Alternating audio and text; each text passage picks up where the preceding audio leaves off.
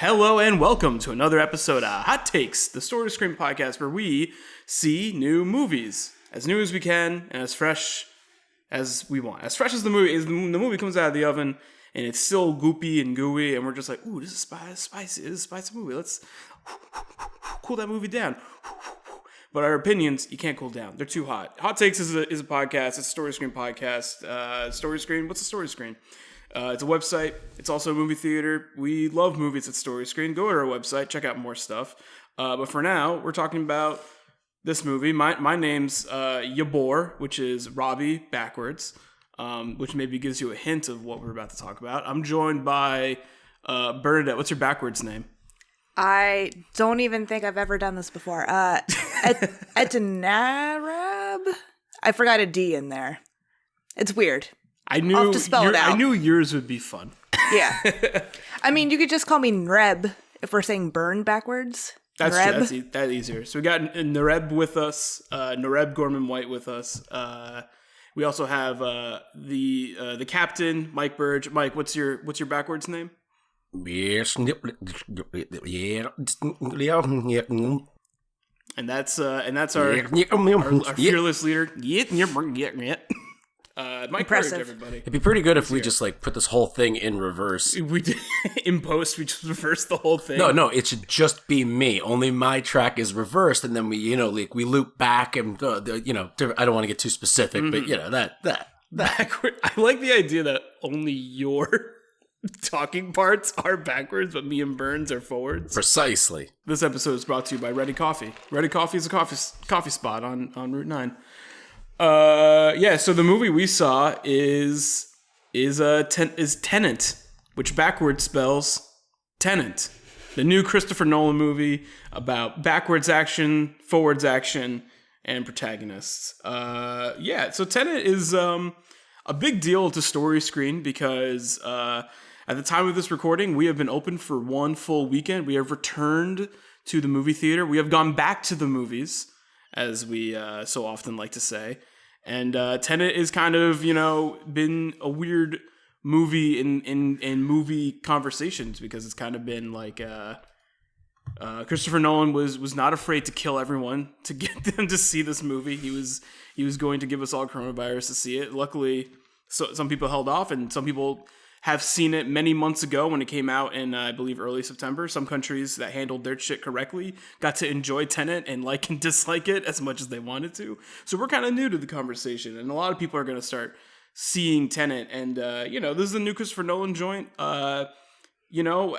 Regardless of how you feel about any of his movies, they're always a big fucking deal. Regardless of how you feel about this movie, it's a big fucking deal. We will not spoil Tenet in this first half of Hot Takes, but let's get into the spicy meat of the episode. And Bernadette. Yes. Or Nurb. What is your hot take on Tenet, also known as Tenet? Watching it, I really enjoyed myself. It was just a fun ride. I think all of the different bits of action are a lot of fun. And I also really liked the concepts and the ideas they were getting at. So overall, I really enjoyed it as a ride. I will say once we got out, granted, we watched it very late, so yes. People were sleepy. One of our staff members fell asleep during the movie. Hilarious. She doesn't love sci-fi. No. And this is as heady sci-fi as you're gonna get. So I will say I thought about it all the way home, driving home, and I was thinking about it before I went to bed. And then when I woke up, I will say I feel like some of it was lost, like a dream. You know when you wake up from a dream and you're like, I'm going to remember all of it. Yeah. And then you're trying to piece it together and you're like, wait, what? How did it get from point A to point B? Wait a second. And so today I've really been thinking about, how exactly did this movie move? And I do think I'm recalling a lot of it. But again, I really enjoyed it, but I do think it's a perfect experience when you're in the movie watching it. I don't know so much about once you get out of the movie. It's no Prestige, but I still really enjoyed it. Prestige.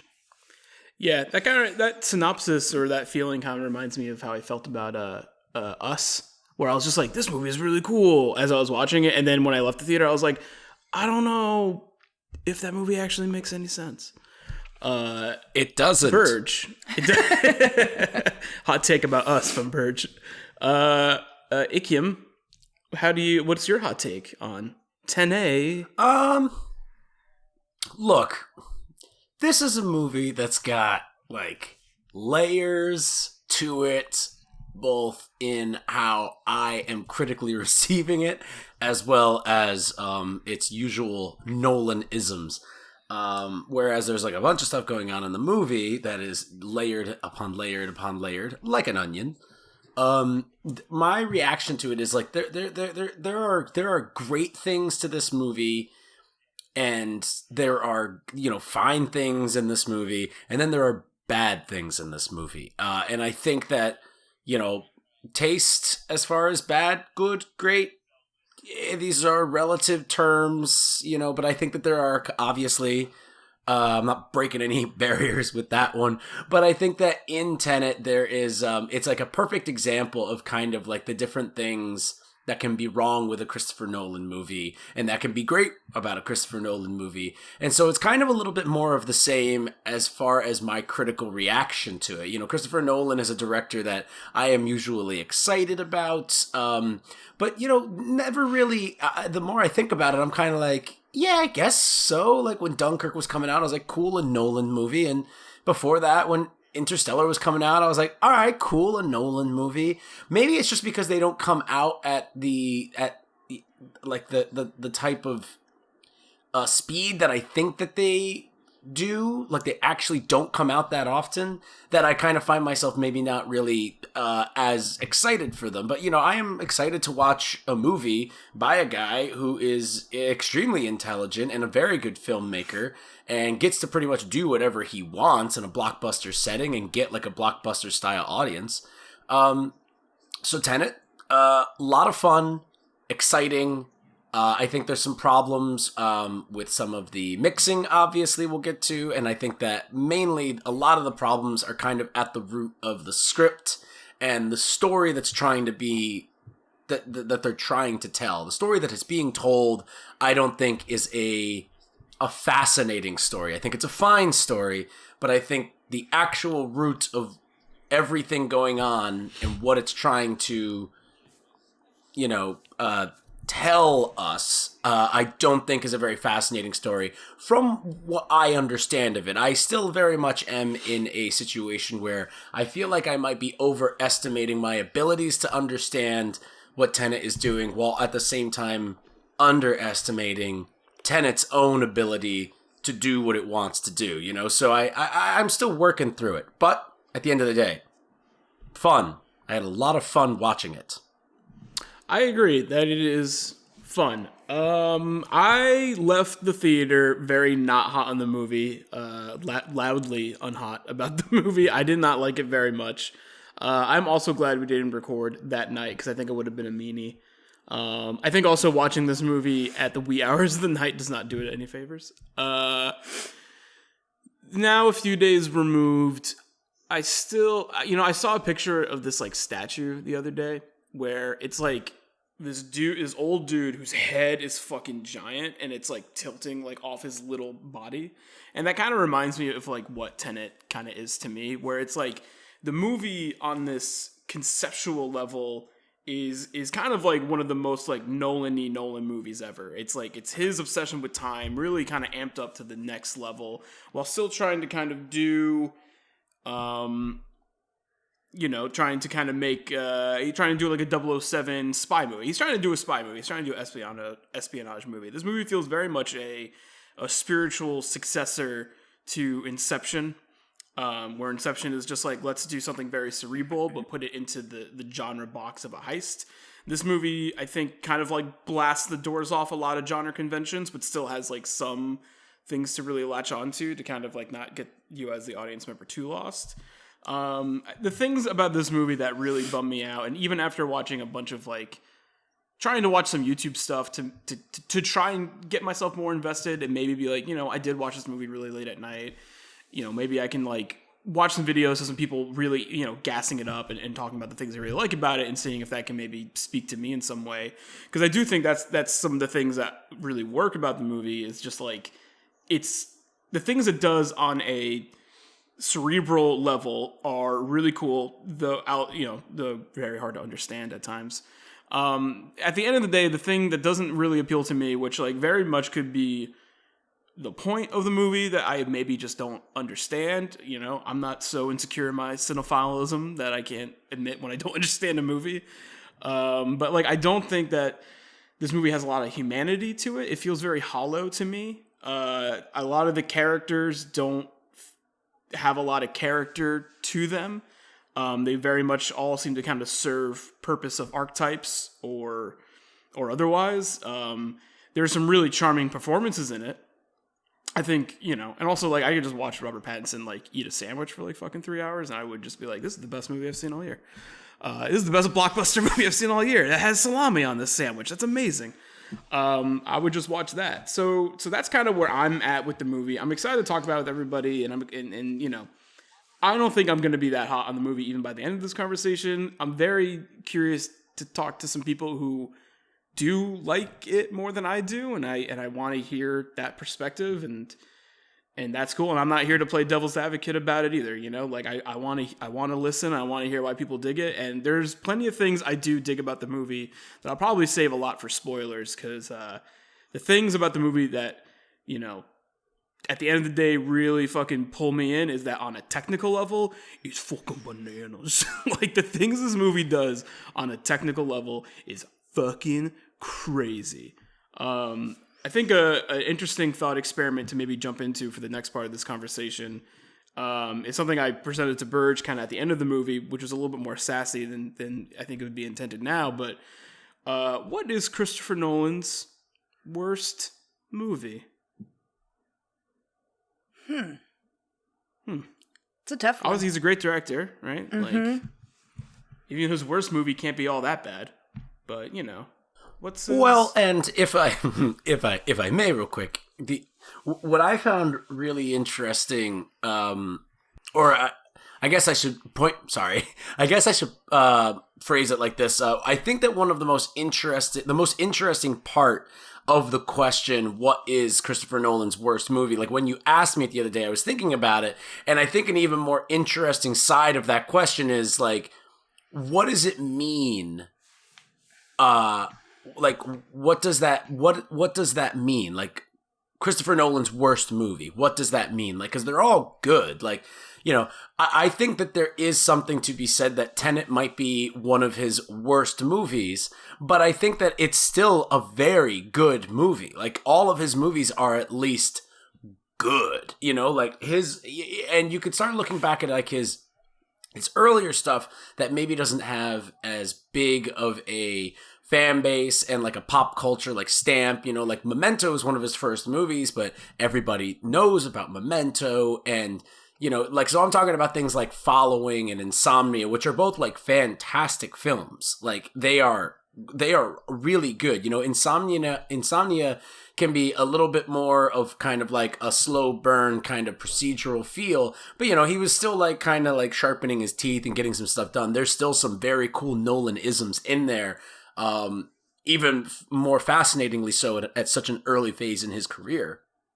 But like, and that's like, you're looking at somebody who's got like 10 or 11 films, and, so one of them happens to be one of the greatest movies of the 21st century, arguably the greatest one, just because of cultural reverence and all that. I am speaking, of course, of The Dark Knight. And, Inception has like one of the most recognizable movie scores of the past 20 years, even though it's not a franchise, and because this is the thing. This is the interesting thing about Nolan movies, is that they are both in marketing and concept and production, and surprisingly, even in reception, they are treated like franchise films, even though they have no real connection outside of the Batman movies obviously being connected to one another. Like Nolan movies are released every 2 or 3 years, and they're dropped like an Avengers movie. It's like, he's got the team back together. He's doing it, That's a clout that is very hard to get. And the fact that he's gotten to that level, and he most assuredly had that by the time Interstellar came out when it did. And so, when Batman Begins came out in 2005 and then The Dark Knight in 2008, these were... He was just Christopher Nolan. He was known to some, but now he's known by all. The name, from Christopher Nolan, even if they're trying to be sneaky in the marketing and it's just a producing credit, like, it says something. And it's just like slapping a Marvel logo before something, or even like to a weirder extent, like a Pixar logo. Like, people know what to expect when they go to these things. So when you're talking about what is the worst version of this thing that this very talented artist has on lock, it kind of becomes more of like a subjective taste thing. Like, I think that there's a lot of people out there that would say that The Prestige is his worst movie, when no, not at all. And I think we'll have a conversation that will kind of show a completely different side of that before we're done talking about this. But that is an interesting question, not only in what would everybody's, if you're going to start ordering these things from 1 to 10 or 1 to 11, something has to fall on 11. And obviously, the first 5, you're going to pick the ones that you really like. Then you're going to start picking the ones like, I don't really have a problem with those. And you're going to end up with just a couple movies that are really good that just for some reason or another, like, you're just not into them as much as everything else. Because even though his movies really do kind of, kind of focus in on the same kind of like general themes and aesthetics, he very much does bounce all over genre. So it's very, it's kind of just like, what's your taste at? Where you going? Yeah, I was going to say that I haven't seen Following or Insomnia, and I had forgotten about Insomnia. So I was going to say either of those films would probably be his worst, in my opinion, just because I haven't seen them. Because when I think of the movies that I've seen of his, I like them all. And even Dunkirk, which, as you were saying, Burdge, is like very different from his other pieces of work. And I think Dunkirk is still a very good movie, but it just doesn't hit me in the same way as his other films. I'm looking for more of like the intrigue and like what crazy shenanigans is he going to get up to this time. And Dunkirk is very interesting, but it's a shame because I saw it not too long before I saw 1917. And 1917 just stuck with me so much more as a film. It was working on a level for me in a different way than Dunkirk was. But all of that being said, I still very much enjoyed Dunkirk, and I still can give it credit as a good movie. So yeah, it's hard to come up with like a worst movie, because they're all, I think, as you were saying, they have threads that tie them together for sure, but I think they're all very different.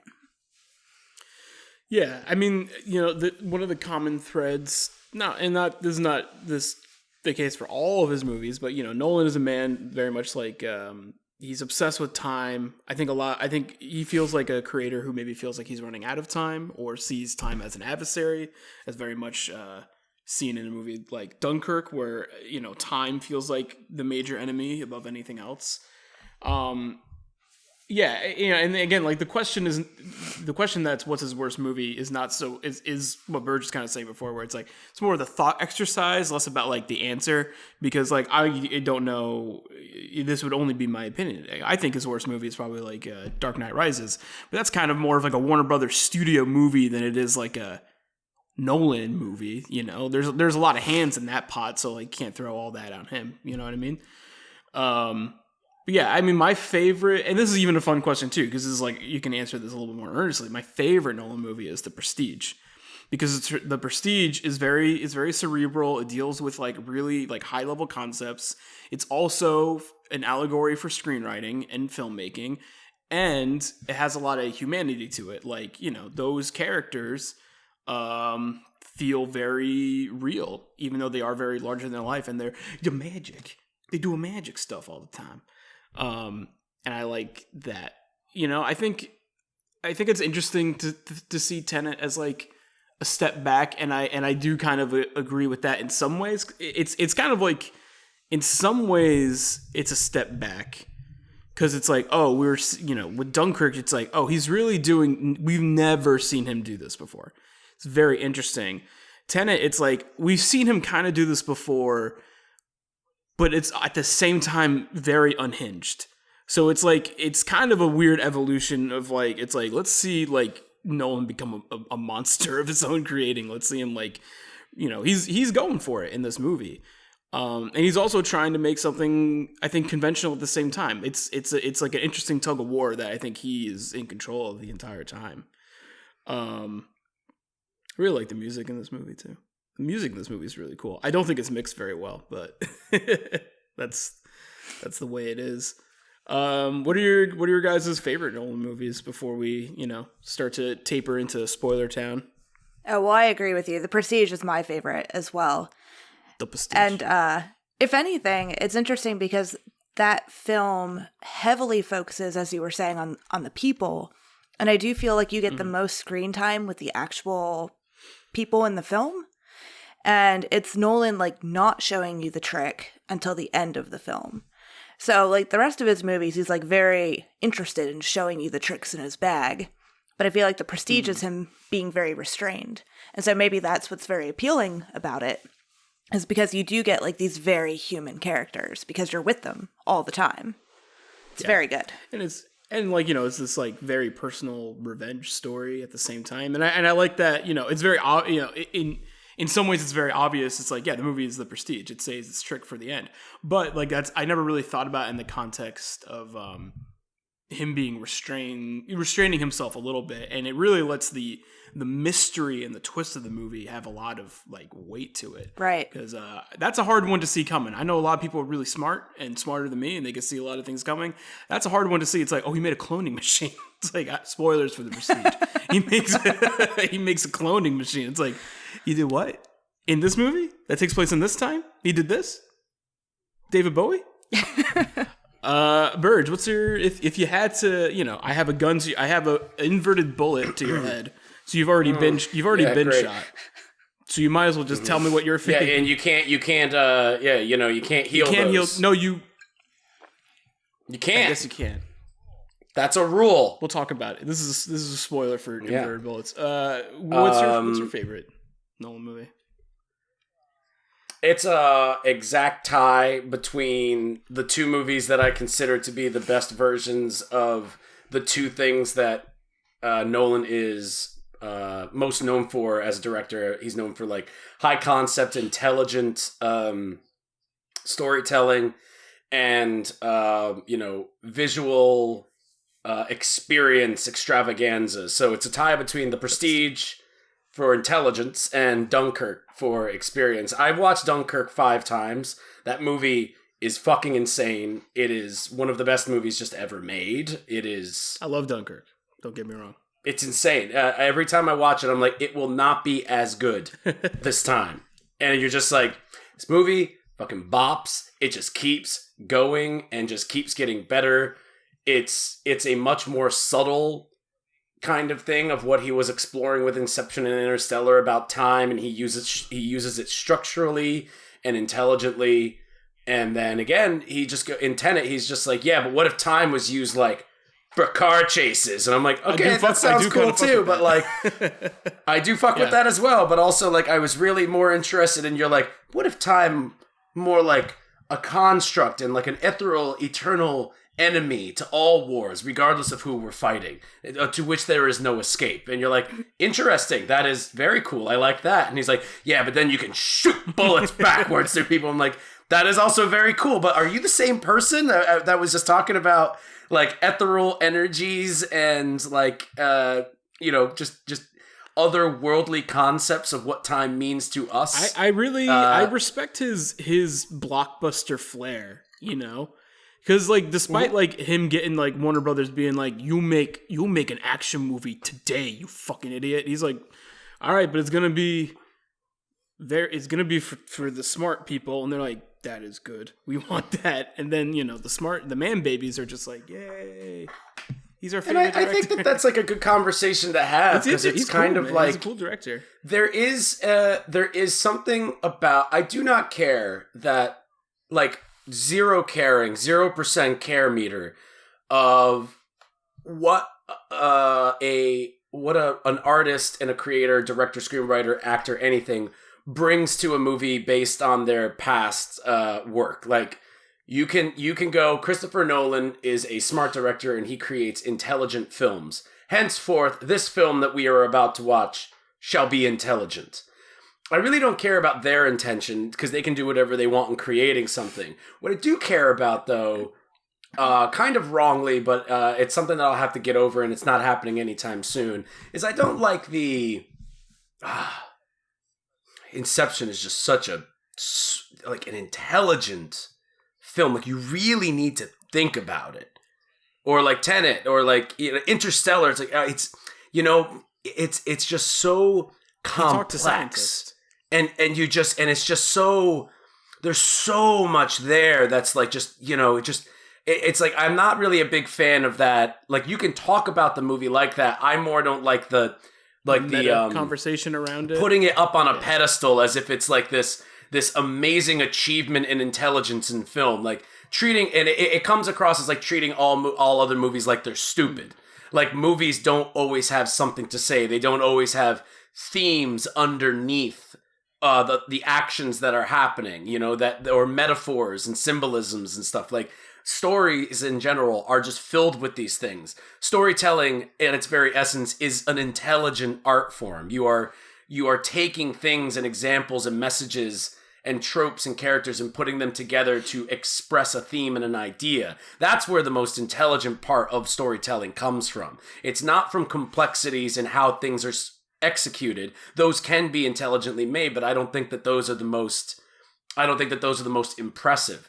And while Tenet is inarguably a very complex movie, I think that there is a difference between complexity and intelligence in execution. I think being intelligent helps you understand complex things, but I don't necessarily think that you need to be intelligent to create complex things, because you can take as long as you want to create complex things. It could take you 20 years to do something that it could take the other person a week to do. Does that mean that that person's more intelligent than you? Perhaps, but you guys both made the same thing, So that's kind of the thing where Inception is not really that complex. There's a lot going on, and the movie's very good at teaching you the stakes and the rules through very easy to understand exposition, character dialogue, visuals, moments, editing choices.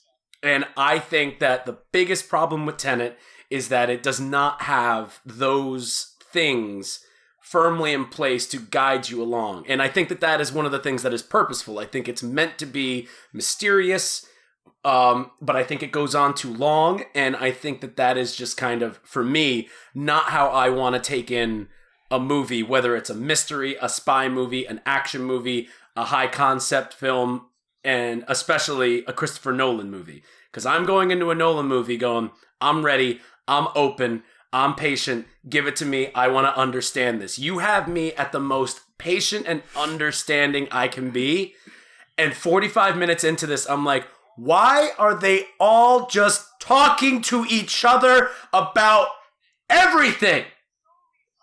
Show me something. And I'm never like that with movies where I'm just like, show me the boom boom. I need something to wake me up. And again, I think it was because we're watching this movie at like 11:30 at night. That's for sure. So I get that. I totally get that. Yeah, I'm interested in getting into the specifics and stuff like that. But I think at the end of the day, the Nolan conversation of, oh, he's so intelligent, oh, he's so complex, I don't think that it paints a... The point, that I was trying to make is I don't think that it paints a pretentious picture of Christopher Nolan. I think it paints a pretentious picture of his audience, his main fan base, the Nolan boys or whatever. I don't think that Christopher Nolan is a very pretentious man. I think that he is an artist who wants to do things his way. He's been lucky enough and successful enough to be able to do that. He has a team around him that he likes to use, so all of his movies kind of feel one and the same. And that is what's the most interesting about Nolan, which is a lot like Spielberg, which is he has a team around him. He can kind of do whatever he wants and get as much money to do whatever he wants. And his movies are almost guaranteed to be a success because it's just got his name on it. So, and I think that can go to your head. So I do not think that the conversation around Tenet, which is, oh, Nolan's just gone too far now. It's like, no, I think he's just... he's growing, and he's kind of like, well, I already did that with Inception. I want to do more. Well, now I did that with Interstellar, but I want to do more. And that's cool, but I liked it when he kind of stepped back with Dunkirk, like we were talking about. And he can go back and forth and side to side, but I think that he's just really good at being able to balance these very intelligent, high concept ideas with also just popular blockbuster fanfare. Yeah, I was going to say, I don't read, for a person who writes movie reviews and does these podcasts, I don't read a lot of reviews or analysis of people's work, especially if I like the work. Because then I don't really need to read the reviews talking about possibly why they don't like the work. Not that I don't think different opinions are important. It's just not something I spend my free time doing. So I don't really know the general response to Christopher Nolan, but I'm gathering it from what you were just talking about. And it's a shame because I do think his movies are fairly simple most of the time. He just has the intelligence to back it up. So if someone picks apart like oh, well, how could like this be this? He was like, oh, well, like I did show you in this one scene, kind of like in an exposition type style thing, I revealed to you like, there is science to back this up. But I think at the heart of it, as a plot, I think his films usually move pretty simply and they're easy to follow. And it's when people start to fixate on like one thing that it kind of starts to fall apart sometimes. But I think his films too frequently aren't taken in as like a whole photo or a whole portrait. People like to focus in on like little aspects of it when really it's meant to just be enjoyed as a whole. Yeah, I agree with that. I mean, I think the temperature overall, and the thing about the conversation around Tenet is that it's unique to a lot of other blockbuster movies in the before times, where the conversation's still kind of ongoing because there's still a lot of people who really want to see this movie who are really only just now getting to see it. But I do think the temperature on it for the most part is like, if you go into the numerical sense, like the Metacritic sense, I think it's like in the 7s range.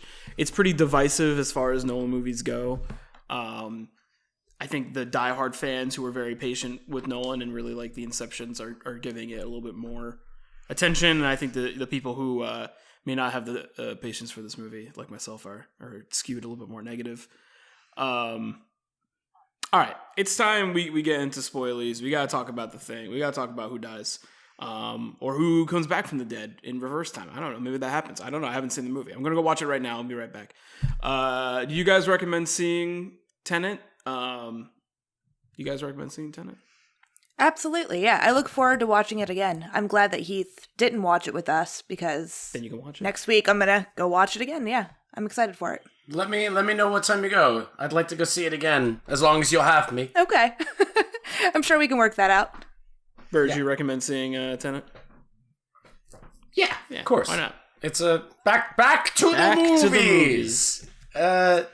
It's got John David Washington in it, who's like a fucking snack. It's got Robert Pattinson in it, who's like a snack. Could be my future boyfriend. I don't know.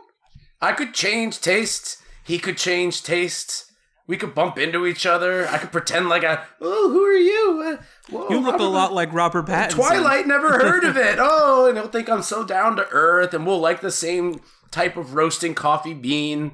We're both medium boys. We could connect on things like that. Who fucking knows? I don't know. He's great. Elizabeth Debicki is so fucking tall.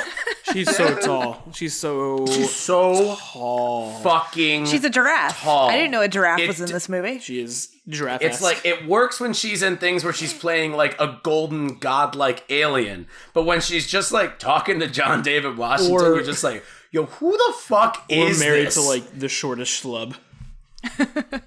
There's a moment in the movie that I won't be too specific where like she has to sneak. Impossible. And I'm like, girl, you are not sneaking around anything. Like you are the size of like a semi truck. Like you are just like, how are you?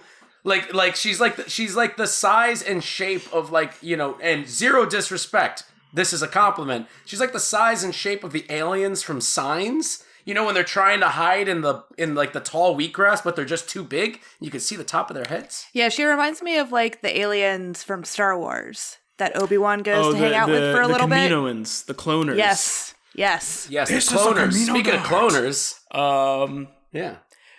Also, too, real quick, should just say, and we can get into this more specifically. Elizabeth Debicki, fantastic fucking actor. Yeah. Let us. You know, we're making fun of her ghoulishly tall nature, but like she is a phenomenal actor, and this is like another reason John David Washington and Elizabeth Debicki being able to get parts like this in a Nolan movie. Fuck yes, because that jettisons you. Robert Pattinson is just kind of showing up to play.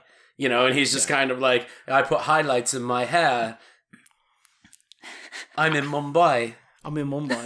We're all just jealous of we're all short people on this podcast. So we're like, give us a smidge of height, please.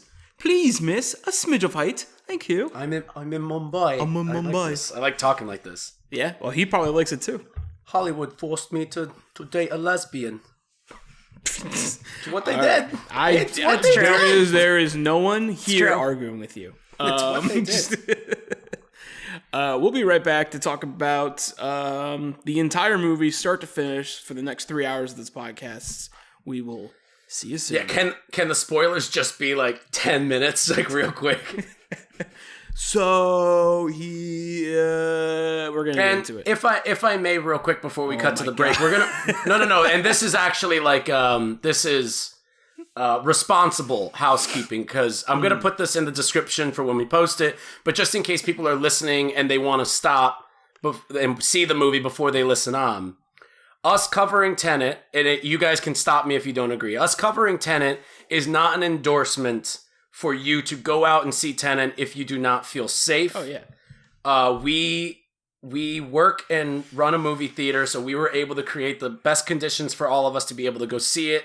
We're trying to do that for as many people in our community. However, this podcast will still be here months from now if that is when you end up going to see it. Trust me, the movie's really good. You can wait to see it. It's going to be hard for anyone to spoil this movie, because all of the spoilers also take about 30 minutes of watching other parts of the movie to really understand. You only understand if I say it backwards anyway.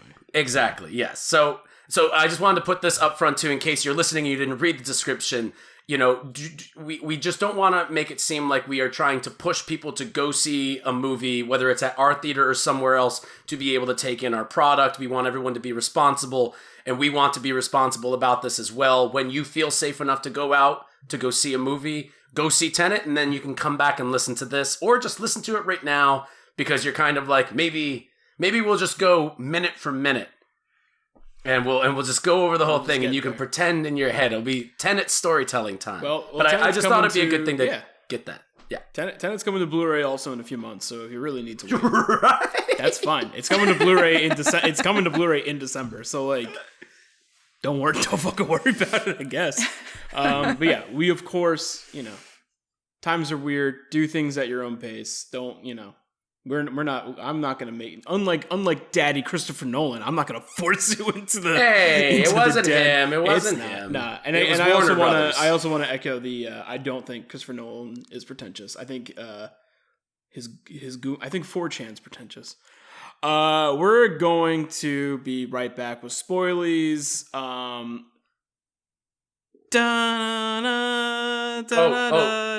more thing. No, you save it. One more thing. You save it for next.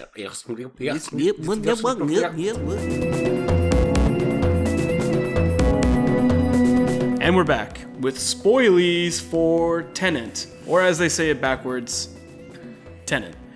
I think an interesting jumping off point is to talk about this movie's characters, but I want to frame it in this way and use it as a springboard. Burdge, you mentioned before that there's a similar thing between Dunkirk and this movie, and it's that there's kind of like the absence of character in a lot of ways. But in Dunkirk, this really works very well. Can you expound on maybe the pros and cons of this kind of like style that Nolan is doing between these two movies? Character specifically? Sure. There's just like a lot of like the perception of pretension that I don't agree with. that gets lobbed at Nolan. There's a couple things that people say are always in his movies that are not true. They're at the forefront and the biggest problems of some of his big movies. But like, you know, people always like the dead wife thing is true and that's weird and he should talk about it more. They really try to kill this wife too, but they try so very hard. They have to reverse her. And it's one of the things is like they always say like that he always makes very like kind of emotionless characters and characters who don't seem real and they seem hollow.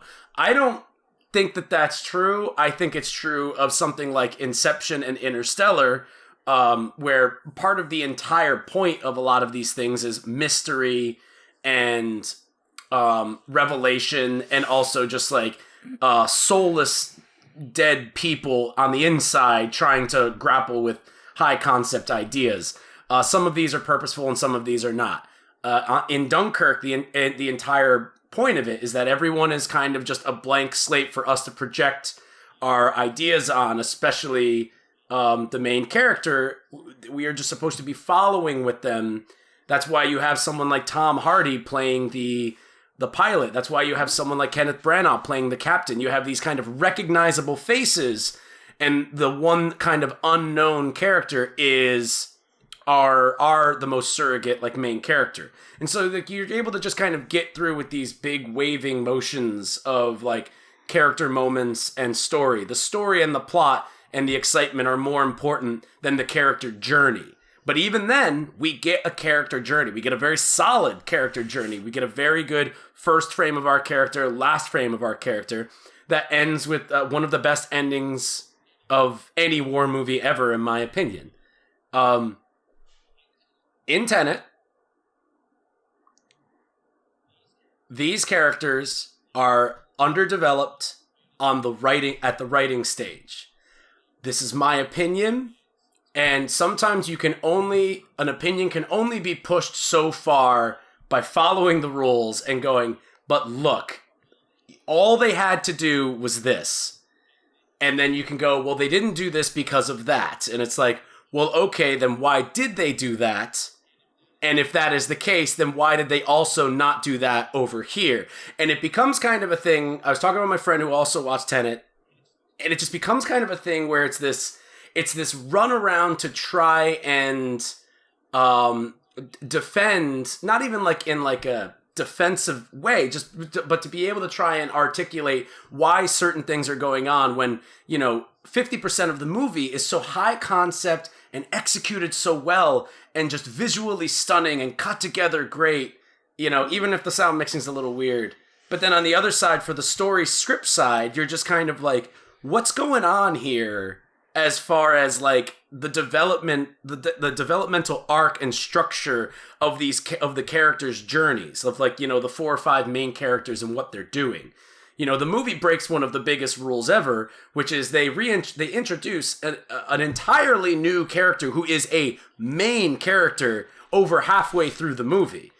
Now, is this a bad rule to break? No, people do it all the time and it's very exciting. However, I get why they're doing it in this movie, so that makes sense. But some of the earlier stuff, such as why characters are doing certain things and who these characters are supposed to be to us when we first meet them, even if we don't know anything about them, that's kind of the thing where things are getting lost. There's a difference between not explaining anything about anybody and presenting characters to you in a mysterious way so that you can start learning things that change your opinion on them. And I think deep down, that's my biggest issue with Tenet, is that if I cared about the characters a little bit more, I think I would have been a little bit more open to being involved in the stakes a bit more. Do you mind if I go next, Robby? I'm waiting with bated breath. Yes. You're waiting. Okay. Please. So after watching this film, I was thinking a lot about watches because Heath, my husband, is very into watches. He has a large collection of them. Some are self-winding, some he has to wind. He likes watches. And so, to me, watching this movie, seeing the lead character played by John David Washington, His name is the protagonist, and he says it a million I'm times the in the movie, and it's protagonist. ridiculous. And I just thought, like, there has to be a reason he's saying that. Like, there has to be. And so I kind of thought to myself, I was like, I wonder if it's like a type of gear or a cog in a watch. So I started doing the research on watches, and it turns out that the protagonist is a very popular watch by a company called Ingersoll. And then there's a cat watch. Oh. And then there's a St. Ives watch. And so the only watch that I couldn't find was a Neil watch, which is the Pattinson character, the Robert Pattinson character. And again, there's an Andre watch, but I think it was like designed by an Andre. So I don't think that really counts. But I'm not saying, I don't like it when you have to do like extra research to justify why characters are a certain way in a film. So I understand that too. Like, well, you shouldn't have to look all of this information up to kind of get this better understanding. But for me, watching the film as it's taking place and knowing like a stupid amount about watches that I shouldn't know because it's not stuff that I looked up personally, but like understanding how watches mechanics work within it, and how when it's winding, some parts do go past other parts before they catch and can move the minute hand. And so I found it really fun to watch the movie and not really care that the characters weren't that well developed. Because a lot of the time, especially the protagonist, was saying like, oh, it was you all along. Or like, oh, like he's finding out that his life, what he thought he had agency in, it seems like somewhat he didn't have agency because this other version of him that he hadn't lived yet was also influencing his current state. And so I thought it was interesting that these pieces were all like moving around each other like a timepiece, like a watch. And then he was just experiencing it like the minute hand, like, well, I'm not going to know that all of these things are working in my life to move it. But then it moves and he realizes like, oh, all of these steps had to take place. And so I found it interesting to watch, and I didn't really care that the characters were kind of blank. I actually didn't like it when they tried to make the characters seem more complex, because that was like at war with each other, especially the cat character.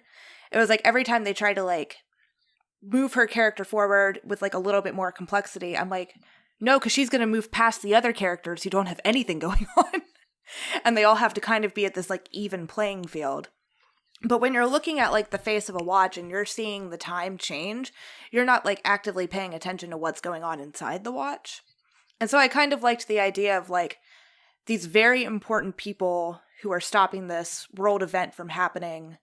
No one really knows who they are because they can't connect with anyone, because the way they've been trained in the certain fields that they're in, they've been kind of trained to not have a personality because they are there for a function and function only.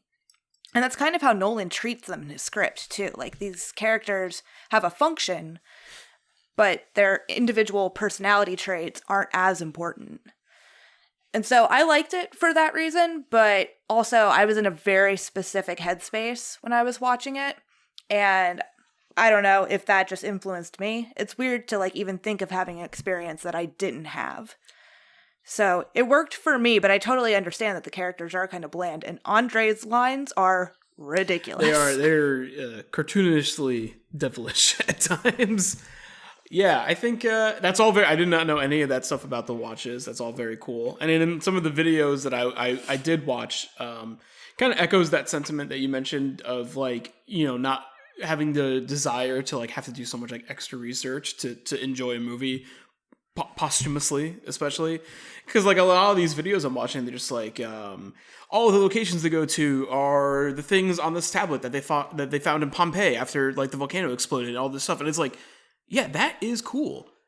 There is no evidence of that. Like that is cool, and I believe in the movie on purpose. But you have to go on Wikipedia to find that to like, you know, or I don't know.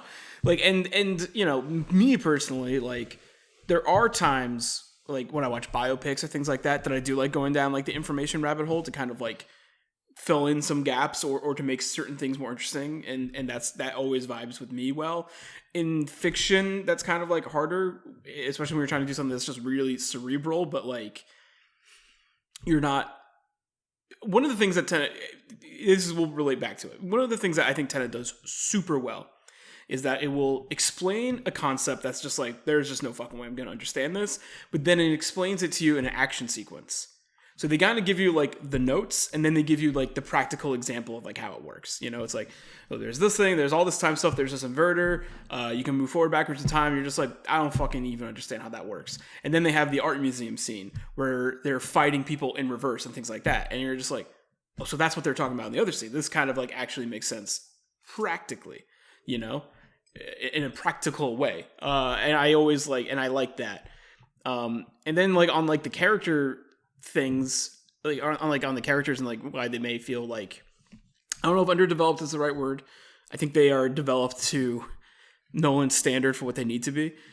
And I think the idea is like, you know, when I think in a lot of like movies that have characters who like are protagonists and they deal with the weight of the world, they have to kind of be emotionless sometimes for like the audiences to really like step into that character and like wear them on themselves, project themselves onto that character. And I think like having this like ex-CIA character that gets adopted into a secret society that has code words and stuff, like it makes sense to make him like not be that much of a character. But I just, you know, it's hard in this movie because I just kept waiting for more of the development to happen.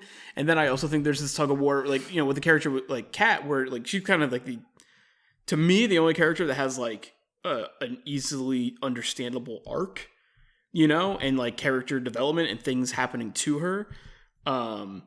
And yeah, but then like, you know, like it gets like, it's like, so is she the main character of this movie? Like who is the main character of this movie, you know? And like, it's those things that are distracting, and maybe it's because like it's pushing so against genre conventions that me as a pea brain cannot just like fully understand its language in some ways, which is like totally fine. And Bernadette, I'm curious, is there a watch called like a Maximilian watch or Max watch or something like that? Ooh, because I'm not sure. there's some theories on the internet, and Burdge texted me this last night, that Robin Pattinson's character may be their son Max, Kat and Andre's son Max, because Max is short for Maximilian, and the end of Maximilian inverted is Neil. If you take that, shut the that's fuck true. up. It is Shut true. the fuck up. No. Look it up, man. That's the dumbest. No, hold on. That's the dumbest fucking thing. Wait, is that even how you spell Maximilian? I'm pretty sure Maximilian is L-I-A-N. Yeah, that's not even how you spell that name. Who it's the close. fuck? Where the fuck did you read that? I'll send you the Robby, video. I will send whatever you the video. site you read that on, do not go back to that site ever again. That is Look, Neil possibly being Max? Yes. Of course. I think it's there. I think it's very much there in the text, the hair color, the length, the fact that he never interacts with Kat. Yes. I do believe that is at least insinuated. To suggest... What is it again? His Maximilian. Full name is Maximilian, which he is not referred to he's as referred in to the as movie. Max. Yes. But it could be shortened Sure. for Maximilian. Sure. Also, you're saying And they take Maximilian the like last- million. I don't think that's Maximilian the name. I don't think the end of it is Million is spelled with an O. The name is spelled with an A. okay. So it's not Montana it's not Max. an E So- Montana Max from Tiny Toons. I know from watching that. Yes. Yeah. If Even- you would have been Nail, that would have been great. Even if it was spelt with an E, though, like, so he's like, I'm gonna need a new name. I guess I'll take the last 4 letters of my name, and because I'm in the inverting business, I'll invert them as well. Boy, oh boy, I should be a screenwriter. This is like a pretty cool idea. That is insane, and I bow to praise. I want to start a new religion around the person that came up with that. I'll send you the video. That's some wild fucking shit, man. There is a Maximilian watch, though, but there's also a Maxwell watch There you go. as well, which his name could be short for Maxwell. That's very funny. Yeah, so I think kind of the temperature with all of us, it's just like characters not that good, but purposeful. Is that? I don't think it's entirely purposeful. I think it's purposeful to an extent, but I think it goes beyond that extent where it becomes Falls a little flat. This was a bad idea. It's an interesting experiment, but it's just like, I don't know if just it works. by the very nature of the main character being called the protagonist. Okay, I get it. We are going for mystery. I get it. But there is a difference between being vague for the nature of intrigue and just not giving me anything to latch on to. It's goofy besides actor charm. You know, like Robert Pattinson, I don't know anything. Yeah, Robert Pattinson, I don't know anything about him, but it's Robert Pattinson. I like the way your boy looks, and he's like using his hands. He's wearing Johnny Depp scarves. He's doing some stuff. He knows things. I'm like, okay, great. Cool. But like we had this very brief talk about Elizabeth Debicki's character, which is she's just completely rooted by an A1 character trait, which is I care about my son. I will do anything for my son. Everything I do is for my son. And it's like, all right, great. So this is going to create some issues, right? No. It is always the same thing. I care about my son. I will do whatever it takes to protect him. It's like, oh, okay, great. So eventually the son's going to be put in danger and it will up the stakes. No. It's the same thing. I just want to get to him. I want to be rid of my husband so that I can take care of him.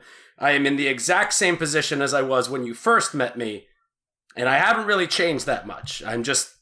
That's it. And I think that that's everybody, not to just pick on her character. I think that John David Washington's character is the exact same character in that car in the final shot that he was when he was in that car in the first shot going into the opera. I get the inverted reflection of that now he has changed. I just don't know how he has changed as a character. I get that he's changed because he's learned things and now he's on a new journey, but I don't understand what lessons he learned. And I think that is, and we can talk about this too, maybe separate from this, but the most interesting thing about the movie is trying to figure out the theme. And that if all of these things were done on purpose, the inverted, fun, visual experience stuff, the lack of character defining traits and also character arcs in the film, to a certain degree with each one. What are they doing together to express as the movie's theme, as the point of it all? And I think it kind of is something that Bernadette talked about, which is I think that the whole movie is about agency. And I think that the whole movie is about all of these different characters' interpretations of what they see to be their control over their own lives or their control over the things around them. Straight from reality or fate. Reality, fate, just even like, death and life. Our villain has a very, very simple and easy to communicate thing going on. He's got cancer. He doesn't like that he's gonna die, so he's gonna fucking take everybody else down with him because he's a spiteful motherfucker. And like that is a good villain to have. Our hero, our protagonist, should be the opposite of that. Someone who is willing to give their own life to save everyone else. We are given exact word-for-word examples of that in the text at the beginning of the movie. However, I don't get that from John David Washington's character unless they are outwardly, like he's just saying it to people, where he's just like, yes, I will sacrifice myself for you. Yeah, it's hard to know what his, okay, like morals or philosophy is. I just need one little thing from him from before the movie to really grab onto. And again, that could be my issue. Sure. Is that I need something to just try and grab onto to build everything else the movie's telling me about them. And it's just sometimes that's missing. I think the movie's a lot about like faith, like kind of faith, and like, you got to like trust your gut and let kind of things fall into place a lot. And like, despite all of these and this goes into both your points, but like, this despite all this time and manipulation and going forwards and backwards to change all these things, it's all like preordained in some sense, as you'll learn by the end when Robert Pattinson's like he's trying to walk away from the protagonist, and they keep talking. He's like, wait, so this happened all the time? He's like, yeah, I gotta go. I have this this thing, so I need to leave. Also, is Robert Pattinson's character technically dead by the end of the movie? Because he's the one who gets shot in the cave. Yeah. So he's technically like, he has an endpoint. He's like, oh, I died there. He's walking away and knowing protagonist knows now that that's him. And he's like, yeah, I'm going to jump back in because I have to complete my loop essentially with the blue team because I always did this. Like always did this. And he's going down to help them out because he unlocks the door to let him in and ends up taking the bullet for him. He doesn't know that, but John David Washington understands that in that moment. Yeah. And sees that like the little red dangly thing is not only him, but also the guy that saved him at the very beginning. Yes. Because he had the little red dangly thing and all that stuff. Yeah. It kind of inverts. I'm doing a thing with my hands. What's everybody's favorite action sequence in the movie? What was a moment where you were just like, fuck, this is crazy? Because I feel like we all had that, right? I had that. Sure. Well, Bern, did you have something like it looked like you wanted to say something about the agency thing and when I was talking about like the character traits, it looked like you wanted to say something. I was like, wait, let me just get these last 3 sentences out as I am wont to do. You didn't run it? Well, I just think it's interesting because I do think the Neil character is like the one who is the most mysterious. But again, I think it's because he knows that he can't tell the protagonist certain information at that time because he was like, well, you'll learn it when you'll learn it. So I can't really tell you anything. And so that character made sense for me. And I do think the protagonist is very mission-based. And that's just what he's been trained to do, is to complete a mission. And it is a shame that we see him just in the context of one mission. Sure. Because he's very mission-oriented, like this is his goal. And it does suck, because when you are a soldier or someone who is trying to fulfill this one thing, that's kind of like all you get from that person. Mm-hmm. And so you do kind of see like a little bit of like romantic leanings towards Kat. But it like never really transcends into like a human range, which also this is the issue. Is like they can be vague and mysterious, but I need something. Give me a moment where he saves a cat. Give me a moment where he stops a thief from stealing the bag of an old lady on New York City. Give me something. Give me a reason to like this guy, other than the fact that he was a little patient with getting an executive taken out and didn't snitch on his buds while he's getting his teeth pulled out, which very interesting test to put people through. You're in a coma. We're gonna kill your buddy together and also rip your teeth out of your head, you dumb moron. Now come work for us. And he's cool, and he's just like, well, I'm glad I passed that. He's very cool with it. I'm very mission based, and he says I am a very mission based individual. I will sacrifice myself for the greater good. I'm pretty much the exact opposite of the character that Kenneth Branagh is going to play in this film. That is it. Hey, by the way, did you know that we go to a repo and that we were just at an opera and that the guy's last name that we're fighting is Sador and that you guys use Tenet, which is the middle name? Did you guys know that there's a rock that... What are the odds that all of this would happen? That there's a rock that has both the name of our organization and the last name of the guy who is our biggest villain. What are the odds of that? What are the odds? Where are you going? Come back here. Come back here. Yeah, I also think it's... Oh, I'm sorry, Bern, go ahead. Oh, I was just going to say the last person that you were talking about was Kat, but I do think that she puts it out there pretty early on that she was like, my husband is constantly dangling this above my head, that he will call the cops, he will make me out to be a bad mother. Anything I do that is not pleasing to him, he'll make it so I can never see my son again. So I think that's the imminent danger that she's constantly fighting. That's the thing that I have an issue with. One, that is convoluted as all fucking hell. That is like he bought a fake piece of art that she said was real that cost him $9.5 million. So he keeps it because he can turn that in to the police and have her arrested for fraud. Forgery. First off, that is a very long walk. Now we're gonna introduce. He will do this if she does anything to that not to his liking. but he will also make it so that she can, like, the consequence of that is that she will never be able to see Max again because she's going to go to prison for fraud. That is like the reality of it. However, on multiple occasions in the movie that we see, she does things that are very much not to his liking, i.e. probably screwing this guy that doesn't even have a name, who outwardly comes and mocks him right to his face that he's going to do it. And he never takes Max away. He never actually turns the thing in. So we're led to believe that perhaps maybe his bark is a little bit worse than his bite. But then he gets to the breaking point where he's just like, all right, screw this.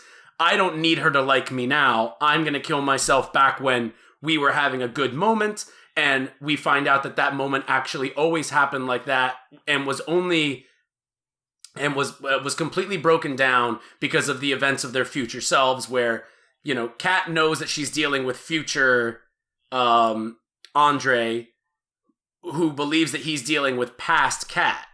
But past Andre is already on the island, and past Kat is coming back, and past Kat sees a woman jump off and then goes on board to find that, oh, something might have been going on, and so this perfect day to them has been ruined by their future selves fucking it up.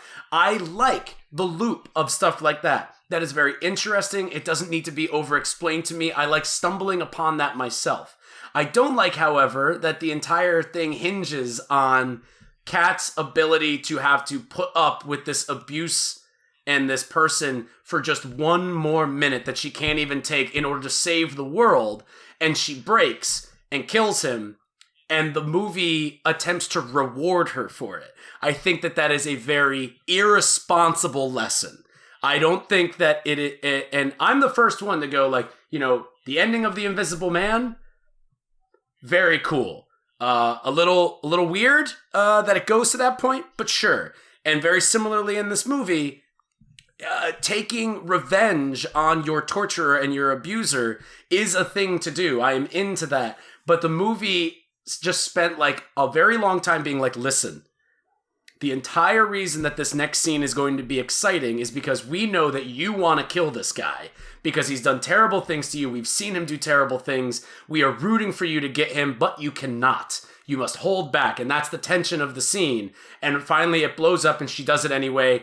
And it has zero effect on the rest of the movie. It's supposed to be this big world earth-shattering change if she kills him before they're ready. And she does it anyway, and there's literally a line where they go, we figured it out. And she's like, yeah, I figured you'd figure it out. And then they just go to the next scene and it keeps going. And it's moments like that where I'm like, that's the screenplay, that is the script. Even like outside of a character development level, there's moments in there that are just kind of built up to and then just kind of like dealt with and like, all right, now let's go to the big scene at the end, which is going to be 20 minutes of absolute mayhem and buildings blowing up and rebuilding themselves. That's what everybody's here for. And I'm like, yeah, but I'm also here for the story. Yeah, I mean, I think there's a lot of like dampened blows in this movie, and I think it's a lot because the stakes are either like so cartoonishly big, they're easy to understand, or they're like very convoluted. So when like the punctuation mark happens, you're like, I'm supposed to care. Yeah. I don't know if I do.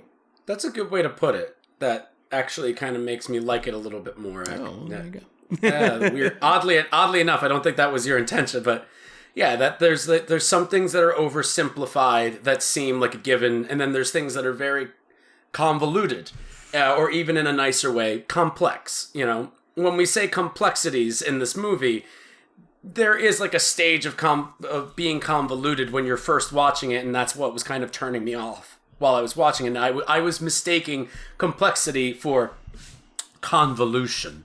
I think there's a little bit of both in this movie. I think that's and I think that there's a little bit of both. Yeah. And so when you see something that feels convoluted, all of a sudden when you're presented with something complex, you're like, well, that is convoluted as well. And vice versa. You can mistake something convoluted for something being complex. And I think that all just comes with your mood in watching the movie and your understanding of what's going on, which is, I think this movie is like, if ever there was a movie to watch twice, here it is. I know everybody said that about Inception, and they say it about a lot of like thinky big brain blockbuster movies. But this very much is, it's very similar to Time Crimes, which is this great time travel movie, and also Primer, great time travel movie, that these movies they're great the first time you watch them, but they're insanely complex. And the more times you watch them, the more things you pick up on. And Tenet, as a time travel movie, joins the ranks of those, I think. And that's a very good group of movies to be in. Yeah, for sure. Robby, you were asking about favorite like scenes, like action scenes where we're like... Yeah, or if you have a favorite other scene. I guess I am just curious, you know, I have a heart out in 1 minute, so Oh shit, yeah, you're right. You got to get over the slinging coffee. I got sling coffee. No, I got some Okay. I got some time. But yeah, I am curious what everyone's like, cuz you know, we spend a lot of time talking about like the character developments and characters, which I think like those are the hit or miss moments for the three of us.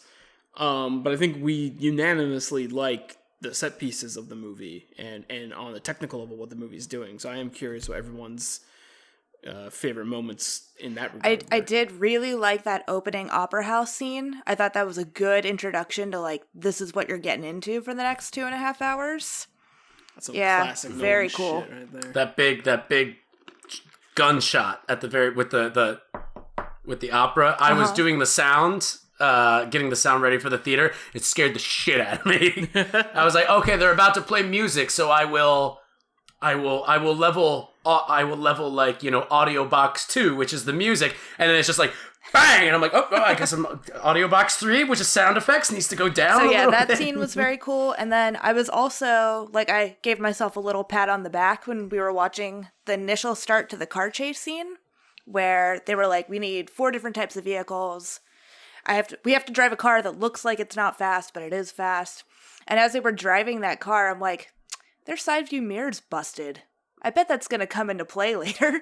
But I really loved the setup of that car chase. Like, I thought it was amazing. It's so crazy. Burdge, what do you got? Do you have a moment that really blew you away? Or a few moments? My favorite action scene is probably when Robert Pattinson discusses the protagonist's favorite type of drink. Brilliant. An absolute... it's the truck flip scene from The Dark Knight all over again. Way to recycle your shit, Nolan. I would say probably I agree with Byrne that the opening opera scene is just like... It's very cool. It's cool. A lot of this movie is complex, but some of it's not cool.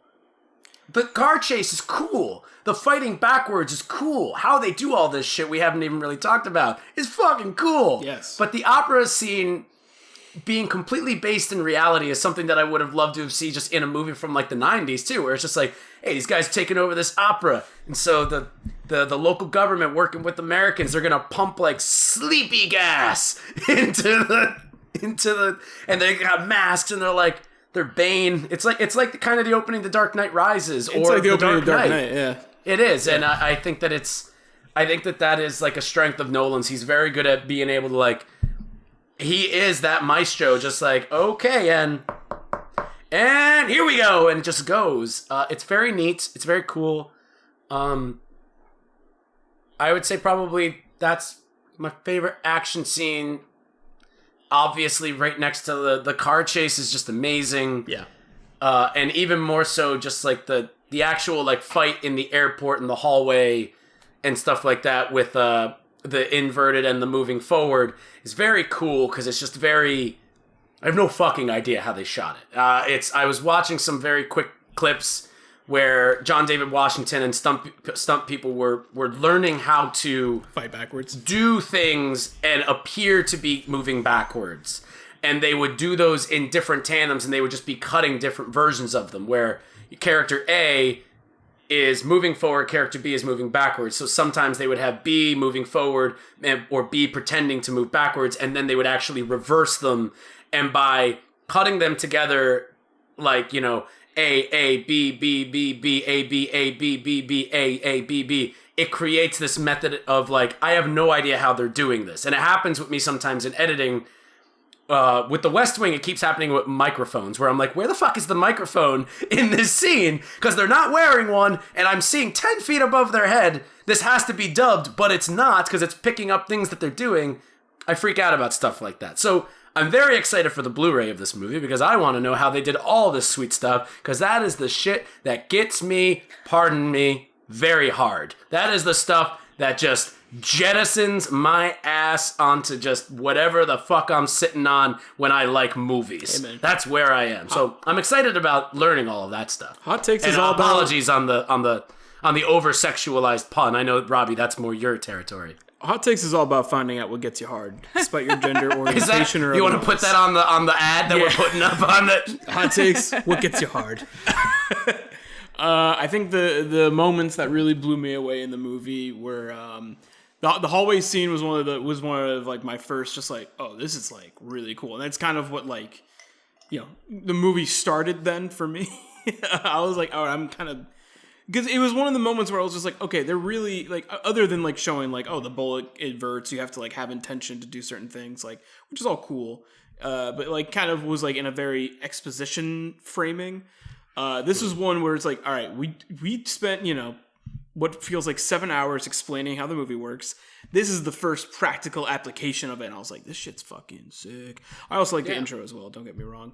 And it's that level too, real quick. Like that's the agency theme that I'm talking about. I'm really interested to watch it again with that lens on, because the very nature of using these extraordinary powers is agency. You have to intend to do it. Like he tries to pick it up, and she's like, no, you have to have dropped it.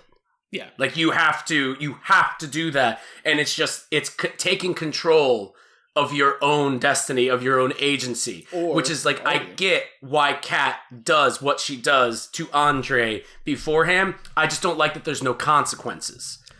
Even just like a quick line. There's literally a line that says, nah, big deal. It's like, it's almost quite literally, nah. I figured you'd work it out. And it's like, we're dealing with the end of the world here, guys. Like, let's easy. I am excited to watch it again, though, and I hope that that's evident. My other moment that I really liked was his first time stepping into reverse land, and he's in forward, and like, you know, like he like has to he like reverses a puddle up and things like that, and you know, that whole sequence leading into seeing the car chase from the other angle, and then the rest of the movie kind of like plays on the idea of just like seeing other scenes from the reverse perspective. That's all really cool. But that first like giant leap into reverse world, despite I giggled when they were just like, oh, you have to breathe backwards there. I was like, this is so goofy. But it's cool. It's good. It's cool. Like cool. That's cool goofiness cool. Where I'm like, I've never seen anything like that before. Awesome. Yeah, and just seeing him move forwards in a backwards world is just like, this is like what I, you know, if I paid to see it, this is what I came to see this movie for. It's like this shit. And then there's another scene. This one's a little more simple, but it's later in the movie when the ship's going backwards, and there's like that one like still shot on the water reversing around like one of like the bottom of the ship, and I was just like, yeah, man, that's that shit. That's like what the promise of this movie is. But the thing is, at the same time, like I would say, it's like I wish they didn't explain so much, but then it's like I would be harping on it for a different issue if it didn't. Like this is the movie we got. I get why there's so much explaining, but I do wish there was some trade off for development. Yeah. You know, but I don't know. I think one day I will rewatch this movie. This movie really just kind of made me want to watch Inception again, though. I'm not really sure. I was like, that's one for the dumbs. I can watch that one. I can figure. Jesus. I can figure. I can figure out how this one works. To not mention that red and blue scene, the interrogation scene, which was very cool, with the two conversations happening at the same time, and like you're not really aware that there were two conversations until they go through. Very cool. Also, if Neil is her son, he like doesn't give a shit. he's like, shot by an inverted bullet, eh? Well, I guess we got a reverser. I'll figure it out. It's just like, is that your mom? Do you know that's your mom? And this is the interesting thing, is that he would know that. He would already know that they're gonna save her because John David Washington would have told them about it, because he knows everything. It's essentially.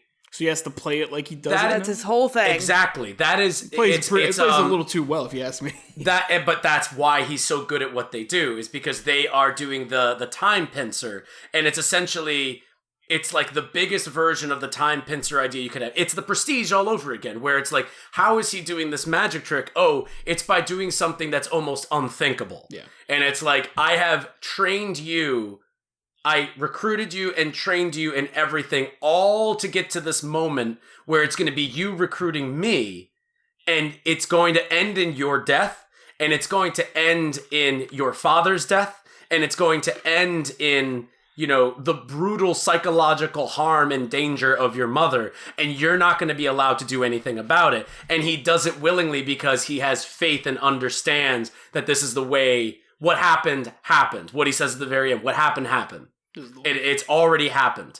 We can't change it. So it's this very understanding. Again, it's all agency and understanding that we have certain controls over certain things, but some things, the idea of agency is actually an illusion, because if this time travel is real, then everything is predetermined, but we chose at some point.